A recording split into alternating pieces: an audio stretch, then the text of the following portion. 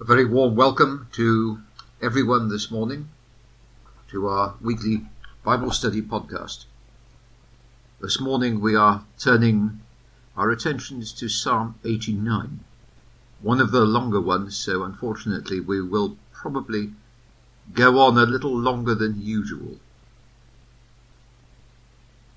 May our thoughts, our words and our deeds be forever acceptable in your sight, O Lord, our strength and our Redeemer. Amen. Psalm 89. I will sing continually about the Lord's faithful deeds. To future generations I will proclaim your faithfulness. For I say, loyal love is permanently established. In the skies you set up your faithfulness. The Lord said, I have made a covenant with my chosen one. I have made a promise on oath to David my servant. I will give you an eternal dynasty and establish your throne throughout future generations. O Lord, the heavens praise your amazing deeds, as well as your faithfulness in the angelic assembly. For who in the skies can compare to the Lord? Who is like the Lord among the heavenly beings? A God who is honoured in the great angelic assembly, and more awesome than all who surround him. O Lord God of heaven's armies, who is strong like you, O Lord? Your faithfulness surrounds you. You rule over the proud sea. When its waves surge, you calm them. You crushed the proud one and killed it. With your strong arm you scattered your enemies. The heavens belong to you, as does the earth. You made the world and all it contains.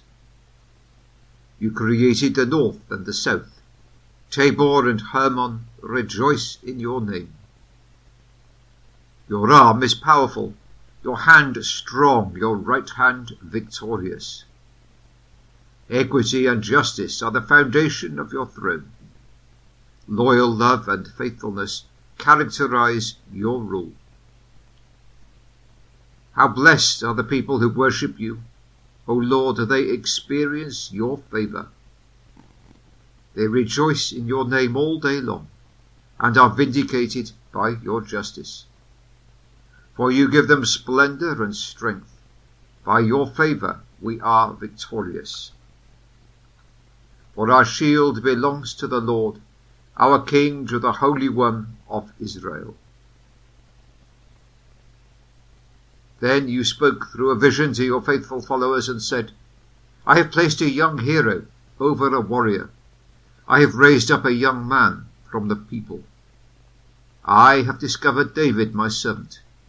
With my holy oil I have anointed him as king. My hand will support him, and my arm will strengthen him. No enemy will be able to exact tribute from him. A violent oppressor will not be able to humiliate him. I will crush his enemies before him. I will strike down those who hate him. He will experience my faithfulness and loyal love. By my name he will win victories. I will place his hand over the sea, his right hand over the rivers. He will call out to me, You are my Father, my God, and the protector who delivers me. I will appoint him to be my firstborn son, the most exalted of the earth's kings. I will always extend my loyal love to him, and my covenant with him is secure. I will give him an eternal dynasty, and make his throne as enduring as the skies above. If his sons reject my law and disobey my regulations, if they break my rules and do not keep my commandments, I will punish their rebellion by beating them with a club, their sin by inflicting them with bruises. But I will not remove my loyal love from him, nor be unfaithful to my promise. I will not break my covenant, or go back on what I promised. Once and for all I have vowed by my own holiness, I will never deceive David. His dynasty will last forever. His throne will endure before me. Like the sun, it will remain stable. Like the moon, his throne will endure before the skies. But you have spurned and rejected him. You are angry with your chosen king. You have repudiated your covenant with your servant. You have thrown his crown to the ground. You have broken down all his walls. You have made his strongholds a heap of ruins. All who pass by have robbed him. He has become an object of disdain to his neighbours. You have allowed his adversaries to be victorious, and all his enemies to rejoice. You turn back his sword from the adversary, and have not sustained him in battle. You have brought an end to his splendour, and have knocked his throne to the ground. You have cut short his youth, and have covered him with shame. How long, O Lord, will this last? Will you remain hidden forever? Will your anger continue to burn like fire? Take note of my brief lifespan. Why do you make all people so mortal? No man can live on without experiencing death, or deliver his life from the power of Sheol.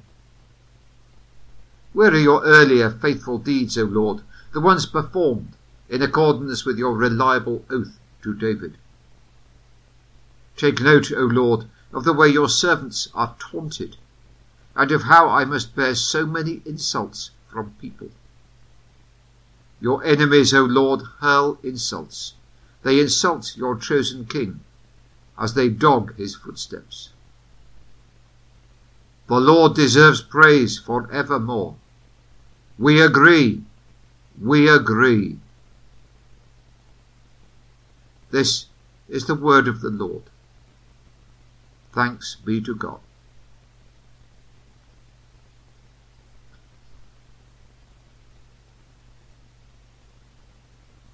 The foundation of today's psalm is the promise we find in 2nd book of Samuel chapter 7, which guaranteed the perpetuity of the Davidic kingdom.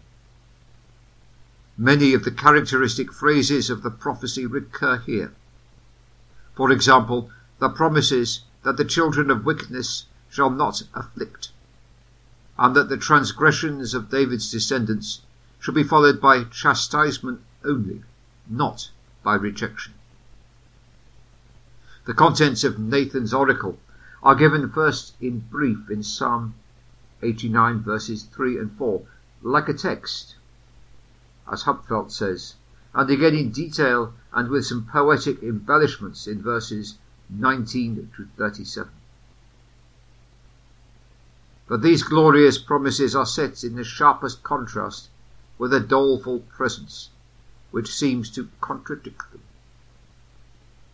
They not only embitter it, but they bewilder faith, and the psalmist's lament is almost a reproach of God, whose faithfulness seems imperilled by the disasters which had fallen upon the monarchy and on Israel itself. The complaint and the petitions of the latter part are the true burden of this psalm, to which the celebration of divine attributes in verses 1 to 18 and the expansion of the fundamental promise in 19 to 37 are meant to lead up.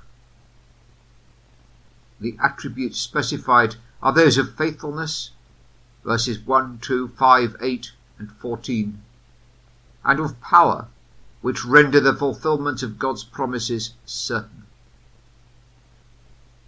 By such contemplations, the psalmist would fortify himself against the whispers of doubt, which were beginning to make themselves heard in his mind.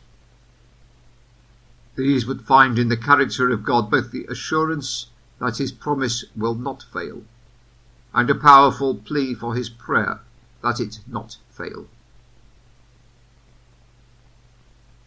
The whole tone of the psalm suggests it was probably written when the kingdom was toppling into ruins, or perhaps even after its fall. It has improbably been supposed that the young king, whose loss and shame made an old man, verse 45 is Rehoboam, and that disasters which gave occasion to the psalm were those inflicted by the Egyptian king Shishak.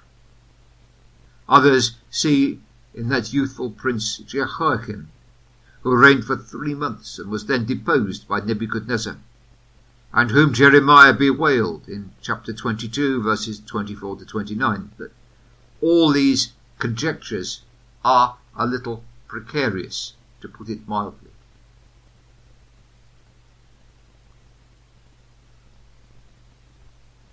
The structure of the psalm can hardly be attributed to Strophical. There are 3 well-marked turns in the flow of thought. First, the hymn to the divine attributes, the first 18 verses. Second, we have the expansion of the promise, which is the basis of the monarchy, verses 19 to 37. And finally, the lament and prayer in view of the present afflictions, that God be true to his attributes and promises, 38 to 51. For the most part, the verses are grouped in pairs, although some are lengthened into triplets. The psalmist begins with announcing the theme of his song, the loving kindness and faithfulness of God. Surrounded by disasters which seem in violent contradiction to God's promise to David, he falls back on thoughts of the mercy which gave it and the faithfulness which will surely accomplish it. The resolve to celebrate these in such circumstances argues a faith victorious over doubt and puts forth energetic efforts to maintain itself. This bird can sing in the middle of midwinter. True, the song has other notes than joyous ones, but they too confirm God's loving kindness and faithfulness, even while at the same time they appear to question them. Self-command, which insists on a man averting his thoughts from a gloomy outward present to gaze on God's loving purpose and unalterable truth, is no small part of practical faith. The psalmist will sing because he said that these 2 attributes were ever in operation and as lasting as the heavens. Loving kindness shall be built up forever, its various manifestations being conceived as each being a stone in a stately building, which is in continual course of progress through all ages, and will never be completed, since fresh stones will continually be laid as long as God lives and pours forth his blessings. Much less can it ever fall into ruin, as impatient sense would persuade the psalmist that it is doing in his day. The parallel declaration as to God's faithfulness takes the heavens as the type of duration and immobility, and conceives that attribute to be both eternal and fixed as they are. These convictions could not burn in the psalmist's heart without forcing him to speak. Lover, poet, and devout, in their several ways, feel the same necessity of utterance.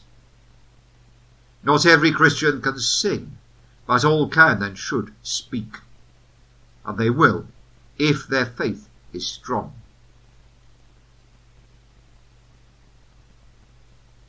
The divine promise on which the Davidic throne rests is summed up in the abruptly introduced pair of verses in 3 and 4.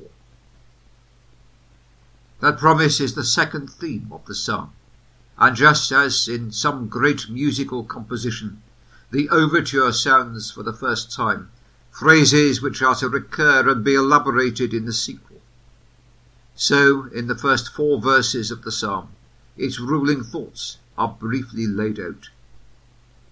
Verses 1 and 2 stand first, but are second in time to 3 and 4. God's oracle preceded the singer's praise. The language of the two verses echoes the original passage in 2 Samuel 7, as in, David my servant, establish, forever build, the last three of which expressions were used in verse 2, with a view to their recurrence in verse 4. The music keeps before the mind the perpetual nature of the Davidic throne. Verses 6 to 18 see the psalmist setting forth the power and faithfulness of God, which ensure the fulfillment of his promises. He is the incomparably great and terrible God, who subdues the mightiest forces of nature and tames the proudest nations, who is the maker and Lord of the world, verses 11 and 12, who rules with power, but also with righteousness, faithfulness, and grace, 13 and 14, who, therefore, makes his people blessed and safe, 15 to 18. Since God is such a God, his promise cannot remain unfulfilled. Power and willingness to execute it to the very last detail are witnessed by heaven and earth, by history and experience. Dark as today's present may be, it would therefore be folly to doubt for a moment. The psalmist begins his contemplation of the glory of divine nature with figuring the very heavens as vocal with his praise. Not only the object, but also the givers of that praise are noteworthy. The heavens are personified, as in Psalm 19, and from their silent depths there comes music. There is one higher, mightier, older, and more unperturbed, sure and enduring than they, whom they extol by their lustre which they owe to him. They praise God's wonder, which here means not so much his marvellous acts as the wonderfulness of his very being, his incomparable greatness and power. Coupled with his faithfulness, the two guarantees of the fulfillment of his promises. Nor are the visible heavens his only praises. The holy ones, sons of the Almighty, i.e. the angels, bow before the one who is high above their holiness and might, and own him for God alone.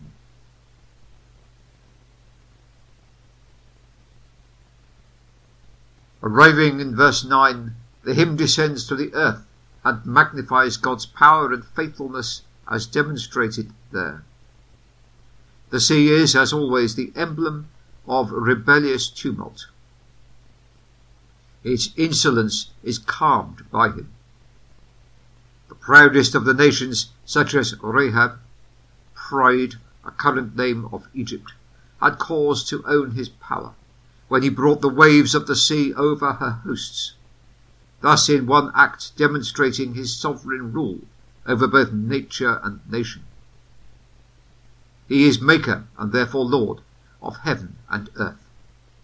In all quarters of the world his creative hand is demonstrated. His praise sounds. Tabor and Hermon may stand, as the parallelism requires, for east and west, though some suppose that they are simply named as conspicuous summits. They shout for joy at your name, an expression similar to that used in verse 16 in reference to Israel. The poet thinks of the softly swelling Tabor with its verdure, the green beauty, and of the lofty Hermon with its snow, as sharing in that gladness, and praising him to whom they owe their beauty and majesty. Creation vibrates with the same emotions which thrill the poet. The sum of all the preceding is gathered up in verse 13, which magnifies the tumult and might of God's arm. But more blessed still for the psalmist in the midst of the national gloom is the other thought of the moral character of God's rule. His throne is broad, based upon the sure foundation of righteousness and justice. The pair of attributes always closely are connected, namely loving kindness and troth or faithfulness are here as frequently personified.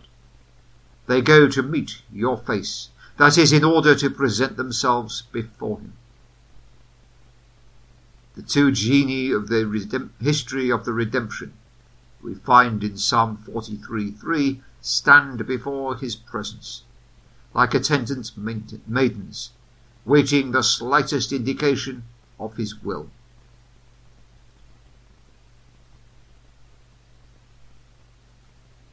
Since God is such a God, his Israel is blessed whatever its present plight may be. And so the psalmist closes the first part of his song with a rapturous celebration of the favoured nation's prerogative.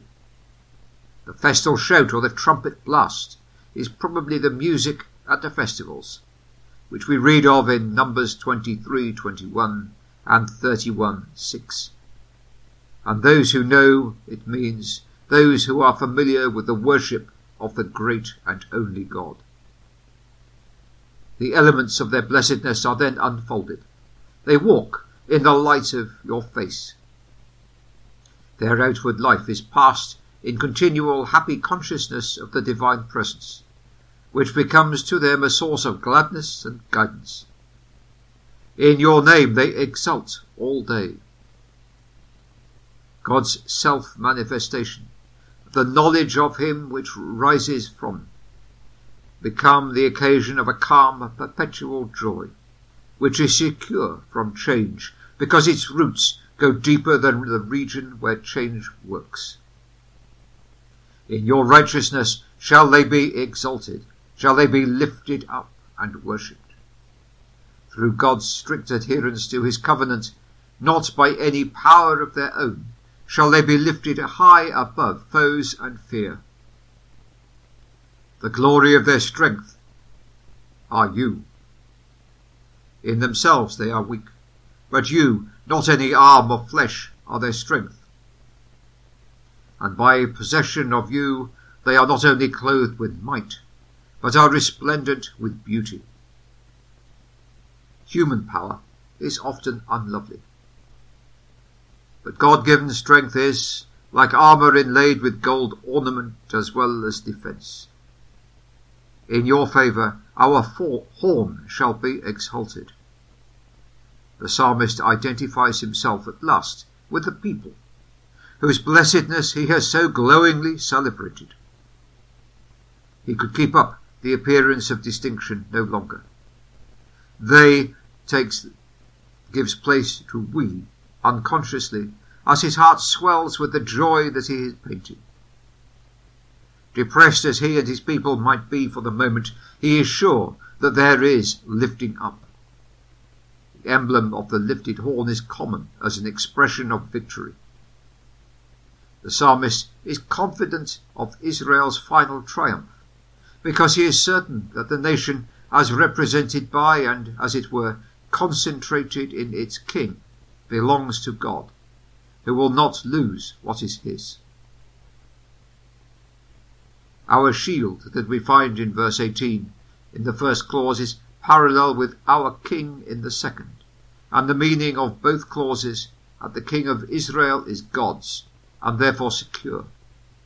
That ownership rests on the promise to David, and on it in turn is rested the psalmist's confidence that both Israel and its king are possessed of a perpetual life, and shall be exalted, however now abject and despondent they might be.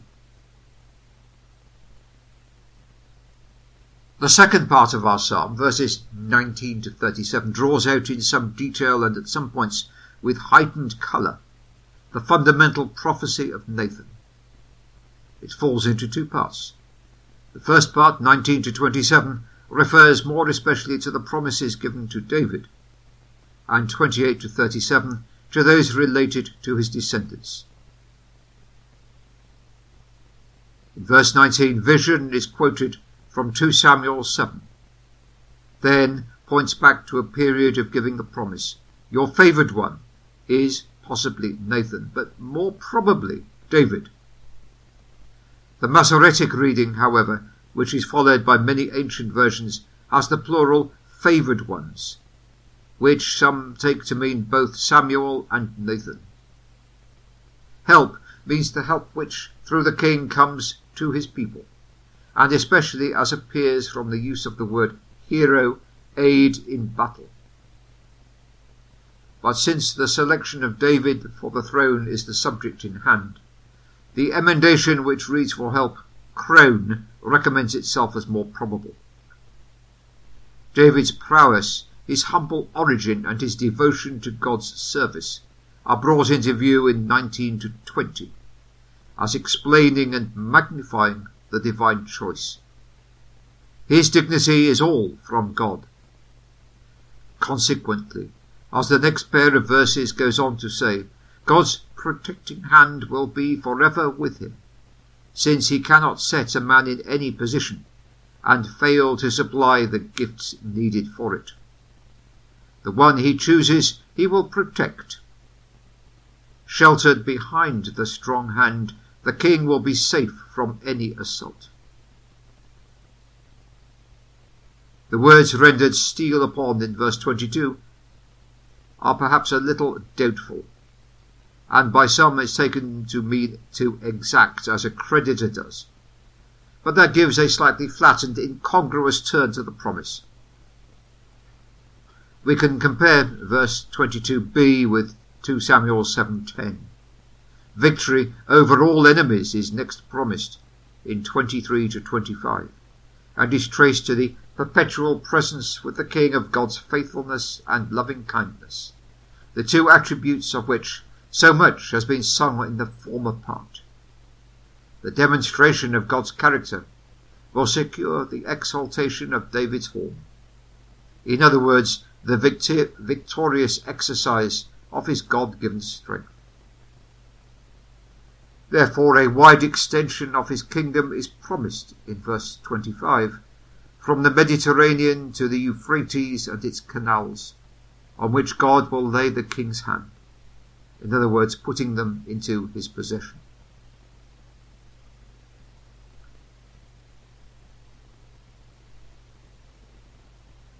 The next pair, verses 26 to 27, deals with the inward side of the relations of God and the king. On David's part, there will be a childlike love, with all the lowliness of trust and obedience which lies in the recognition of God's fatherhood. And on God's part, there will be the acknowledgement of that relation, and the adoption of the king as his firstborn, therefore in a special sense beloved and exalted. Israel is also called by the same name in other places, in reference to its special prerogative amongst the nations. The national dignity is concentrated in the king, who stands to other monarchs as Israel does to other nations, and is to them most high, the august divine title, which here may possibly mean that David is to the rulers of the earth an image of God.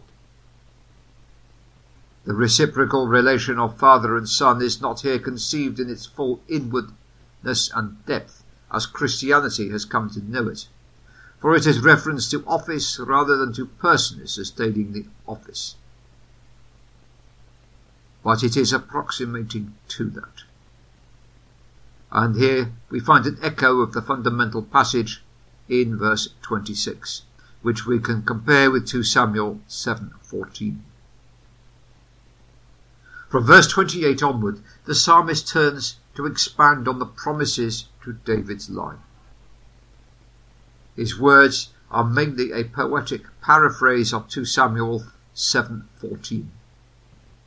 Transgression shall indeed be visited with chastisement, which the fatherly relation requires, as the original passage indicates, by the juxtaposition of the promise, I will be his father, and the subsequent declaration, I will chasten him.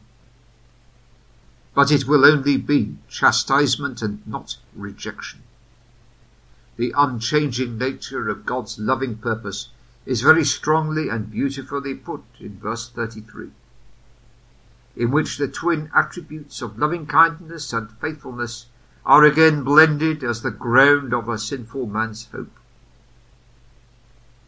The word rendered above break off occasions a difficulty, both in regard to its form and appropriateness in this connection.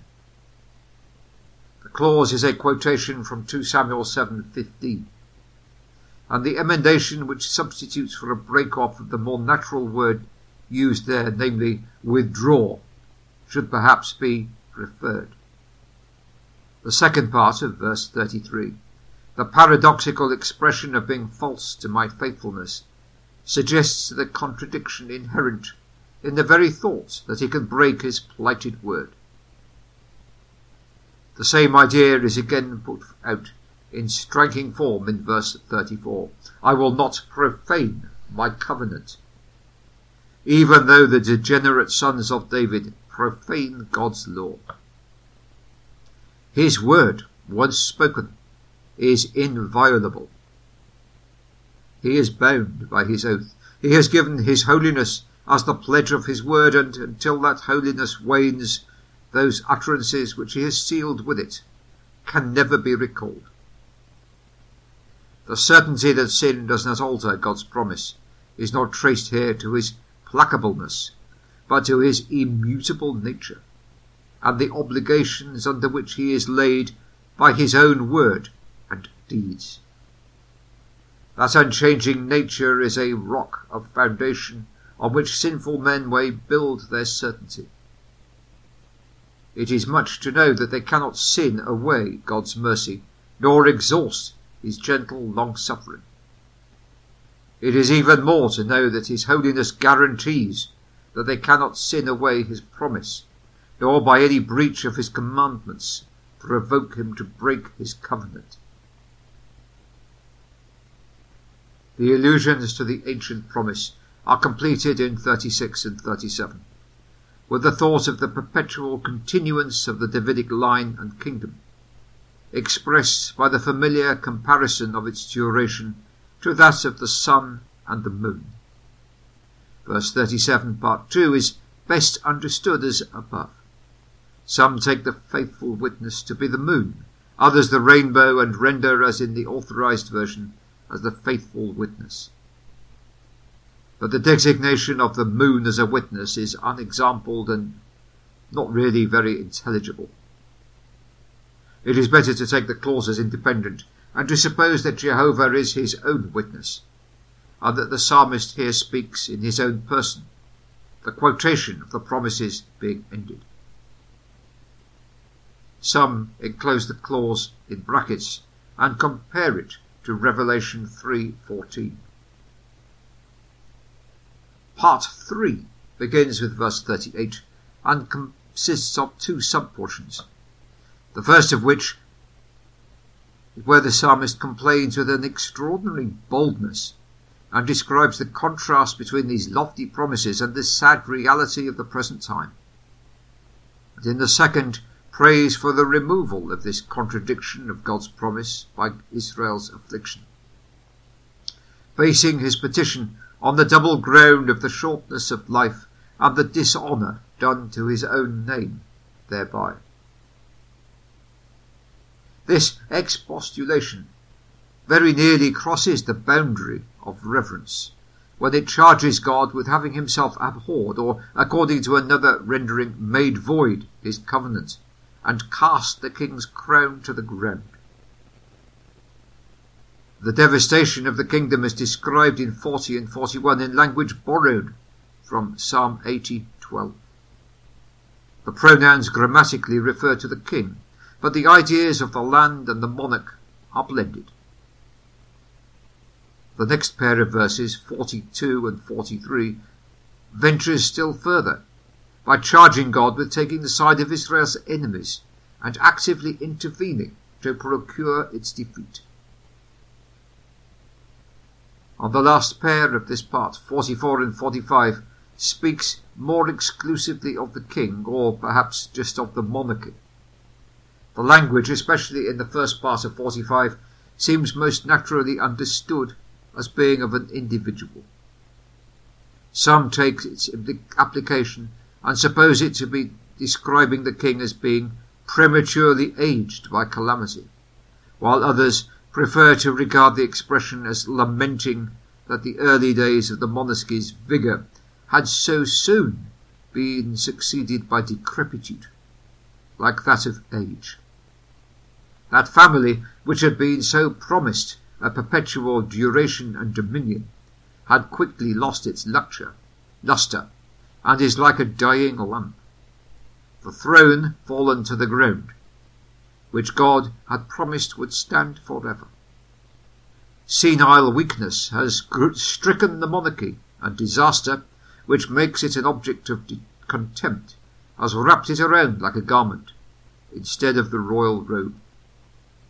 A long, sad wail of the music fixes the picture on the mind of the hearer. There then follows a prayer, which shows how consistent with true reverence and humble dependence is the outspoken vigour of the preceding remonstrance.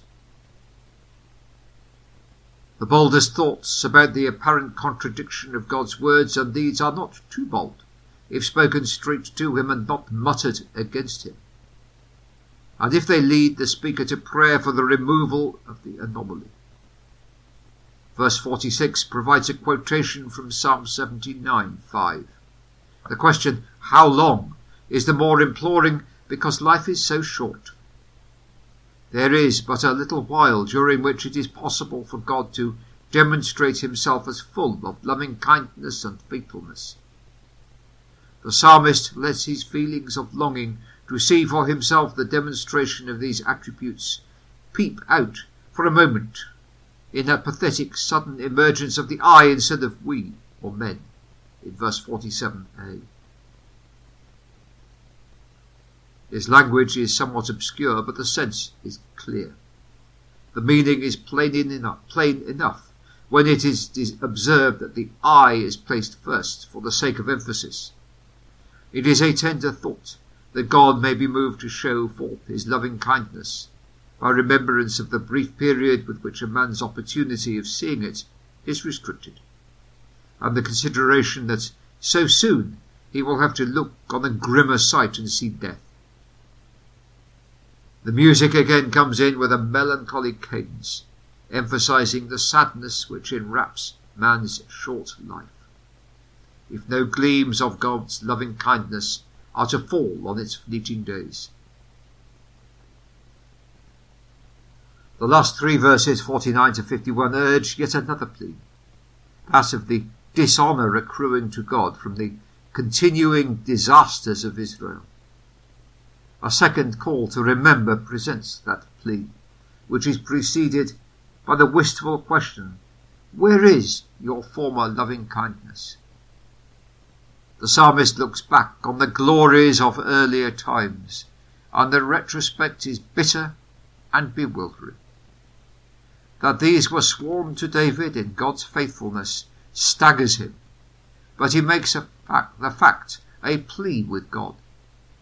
And in verses 50 and 51, he urges the insults and reproaches with which the enemies hurled against him and says, against your servants, and therefore against God himself.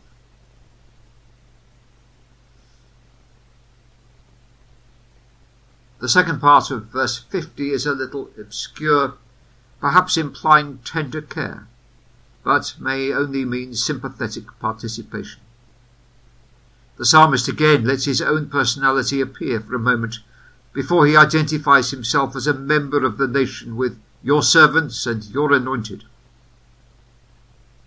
The last words of the clause are perhaps so obscure that there may have been some textual corruption. If the existing text is retained and the object of the verb I bear must be supplied from A, the clause will run, I bear in my chest the reproach of all the many peoples. But the collocation of all and many is harsh and the position of many is a little anomalous. Insolent conquerors and their armies triumph over the fallen Israel and reproach the footsteps of the dethroned king or royal line. In other words, they pursue him with their taunts wherever he might go. These reproaches cut deep into the singer's heart, but they glance off from the earthly objects and strike the majesty of heaven. God's people cannot be flouted in this way without his honour being compromised. Therefore the prayer goes up that the Lord remember these jeers which mocked him as well as his people, and would arise to action on behalf of his own name. His loving kindness and faithfulness, which the psalmist has magnified, and on which he rests his hopes, are darkened in the eyes of men and even of his own nation by the calamities which give point to the rude gibes of the enemy. And therefore the closing petitions beseech God to think on these reproaches, and bring into act once more his loving kindness, and to vindicate his faithfulness, which he had sealed to David by his oath. In closing, we should note that the words of verse 52 do not form a part of the original psalm, but form the end of the 3rd chapter of the book of Psalms. Glory be to the Father, and to the Son, and to the Holy Spirit, as it was in the beginning, is now, and ever shall be, world without end. Amen.